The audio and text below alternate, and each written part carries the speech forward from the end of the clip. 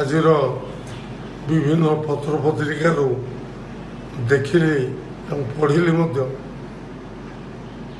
ଟିଭିରେ ଦେଖିଲି ଯେ ମୋ ମୁକେଇପୁର ଫାର୍ମରେ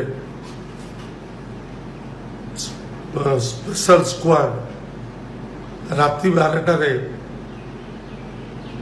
ଆଲୁଅ ନଥିବା ସମୟରେ, କାରଣ ଆପଣ ଜାଣନ୍ତି ଗତକାଲି ଖୁବ୍ ପବନ ହେଇଥିଲା, ସାରା ପିପିଲି ଅନ୍ଧକାର ଭିତରେ ଥିଲା। ଏତିକି ବେଳେ ସ୍କ୍ୱାଡ୍ ବାଲା ଫାର୍ମ ହାଉସ୍ ଗେଟ୍ ତାଲା ଭାଙ୍ଗି ଭିତରକୁ ଯାଇଥିଲେ ଏବଂ ଫାର୍ମ ହାଉସ୍ରେ କୌଣସି ବ୍ୟକ୍ତି କାହିଁକି ପଶିଛ ତାଙ୍କ ଭିତରେ ଯୁକ୍ତିତର୍କ ହେଲା ବୋଲି ଶୁଣିଲି ଏବଂ ତାଙ୍କ ସହିତ ତାଙ୍କର ବଚସା ହେଲା, ଠେଲାପେଲା ହେଲା, ଯାହାର ଫଳସ୍ୱରୂପ ମୁଁ ଆଜି ଅତ୍ୟନ୍ତ ଦୁଃଖିତ, ମର୍ମାହତ। ଏଭଳି ପରିସ୍ଥିତିରେ ଆମ ଦଳ କିମ୍ବା ମୁଁ ସମ୍ପୃକ୍ତ।